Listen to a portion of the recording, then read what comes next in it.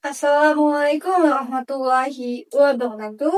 Sebelumnya perkenalkan nama saya adalah Amanda dengan NIM 0602 1282 52 Jadi di sini saya akan memperbandingkan 6 forum berbicara kritis dan membuat satu rancangan kegiatan ilmiah dalam tingkat fakultas. Nah, di sini ada diskusi panel. Diskusi panel adalah suatu kegiatan yang membahas suatu permasalahan yang dilakukan oleh panelisnya. Sedangkan seminar adalah kegiatan yang membahas suatu topik yang akan dijelaskan oleh pemateri. Lalu konferensi adalah kegiatan pertemuan formal maupun ilmiah yang dilakukan oleh individu maupun organisasi tertentu untuk membahas topik. Lalu simposium ini biasanya mendatangkan beberapa ahli yang telah melakukan penelitian untuk membahas suatu topik itu secara mendalam. Nah, kolloquium ini merupakan forum ilmiah yang diselenggarakan oleh perguruan tinggi untuk memenuhi tugas mahasiswa akhir. Lalu debat itu biasanya adalah kegiatan adu argumen yang dilakukan individu maupun kelompok untuk mencapai kemenangan. Nah, selanjutnya itu ada tujuan. Diskusi panel ini tujuannya memberikan berbagai sudut pandang kepada peserta dari beberapa ahli. Lalu seminar itu biasanya menyampaikan pengetahuan maupun informasi secara ilmiah. Lalu dengan konferensi biasanya itu sarana komunikasi maupun kolaborasi, baik itu secara nasional maupun internasional. Sedangkan simposium itu biasanya mengkaji suatu topik secara mendalam untuk mencapai pengetahuan yang lebih relevan. Lalu ada kolloquium. Kolloquium ini tujuannya untuk memberikan masukan kepada mahasiswa supaya ia dapat menyelesaikan penelitiannya lebih baik lagi. Lalu untuk debat tujuannya itu untuk mempertahankan argumen dan mencapai kemenangan. Nah, lalu ada jumlah dan karakteristik peserta. Nah, diskusi panel ini terdiri dari 3-6 panelis dan ada pun moderator dan peserta. Nah, seminar ini sama seperti diskusi panel, yaitu pematerinya itu diundang satu ataupun lebih dan ada pun moderator dan peserta. Lalu konferensi itu narasumber yang diundang itu cukup banyak dan berasal dari dalam maupun luar negeri.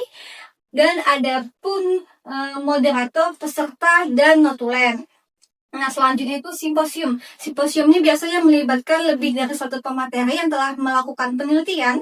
Lalu seperti forum diskusi lainnya, ada pun moderator dan peserta. Nah, sedangkan kolloquium itu biasanya mahasiswa yang akan mempresentasikan penelitiannya dan ada ketua sidang, dosen penguji, dosen pembimbing, dan peserta jika dibutuhkan. Sedangkan debat itu dibagi menjadi 2 tim, yaitu tim pro dan tim kontra, yang dimana setiap tim itu berisikan 2-3 individu. Dan ada moderator, juri jika ini debat kompetitif, dan peserta yang akan menjadi saksi proses jalannya perdebatan. Nah, sedangkan peran moderator dalam ke-6 forum kegiatan ilmiah ini hampir sama, yaitu sebagai pembuka dan penutup, yang dimana mencangkup membacakan tata tertib, memperkenalkan pemateri, membaca promosi, dan mengatur suasana agar tidak terjadi hal-hal yang tidak diinginkan, dan mengatur jalannya sesi tanya-jawab. Nah, lalu untuk tingkat formalitas, diskusi panel itu semi formal, seminar itu formal, konferensi sangat formal karena konferensi adalah kegiatan dengan agenda yang jelas. Lalu simposium dan kolloquium itu formal dan debat itu semi formal dan formal, tergantung bagaimana konteks yang akan diperdebatkan. Nah, selanjutnya itu hasil atau keluaran. Nah, diskusi panel, dengan kita mengikuti diskusi panel, kita akan mendapatkan pengetahuan yang baru dari berbagai sudut pandang ahli. Lalu untuk seminar itu biasanya akan mendapatkan makalah atau pengetahuan ilmiah oleh pematerinya.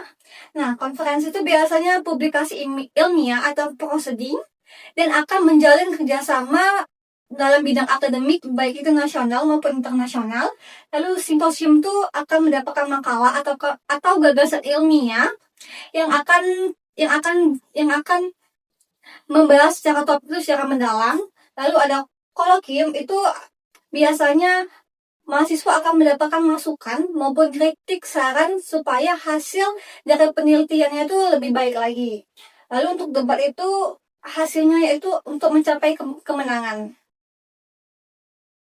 Nah, jadi di sini saya akan merancang satu kegiatan forum ilmiah dalam tingkat fakultas dengan judul pemanfaatan teknologi AI dalam perkembangan pendidikan tinggi. Nah, jadi di sini saya memilih forum ilmiah debat karena dengan debat akan menghasilkan dua sudut pandang yang berbeda dan hal ini sangat relevan jika kita aplikasikan dalam tingkat fakultas karena akan melatih kemampuan berbicara dan berpikir secara kritis. Nah, untuk jumlah pembicara tuh biasanya debat dibagi menjadi dua sesi, yaitu sesi dibagi menjadi dua tim, yaitu tim pro dan kontra, yang dimana setiap tim itu beranggotakan 2 sampai 3 orang.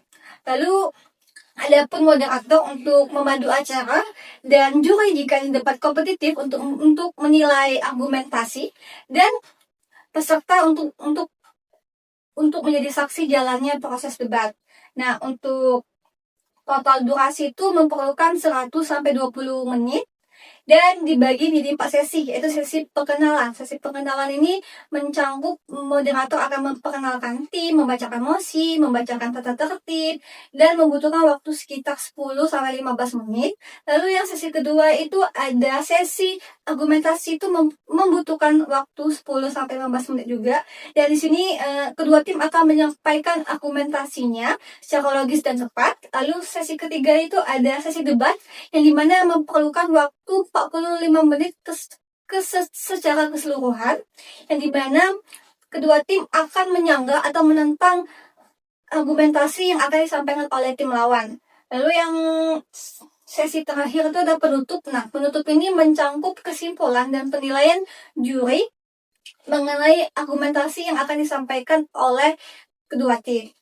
Nah, lalu untuk dalam penerapannya ada beberapa tantangan dan solusi yang dapat kita lakukan dalam acara debat, yaitu tidak dapat bersikap profesional, yang dimana jika ada tim yang menyinggung secara pribadi tim lawan, maka ia dianggap tidak profesional. Lalu kesulitan mengolah waktu. Jadi di setiap sesi debat itu akan ditentukan waktunya, maka dari itu setiap tim harus menyampaikan argumentasinya secara logis dan sesuai dengan waktu yang ditentukan.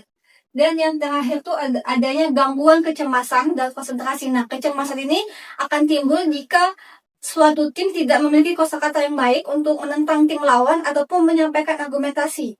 Lalu untuk konsentrasi ini, setiap tim tuh harus mengolah emosionalnya supaya tidak terganggu dengan hal sekecil apapun. Nah, bagaimana cara mengukur keberhasilan acara debat adalah dengan penilaian juri dan kualitas argumen, yang dimana jika juri menilai argumen disampaikan oleh tim itu logis, dapat dipertanggungjawabkan, relevan dengan topik, maka debat akan dinilai lancar. Baik, itu saja yang dapat saya sampaikan. Mohon maaf jika ada kesalah kata dan kekurangan, saya mohon ampun. Saya akhiri, wassalamualaikum warahmatullahi wabarakatuh.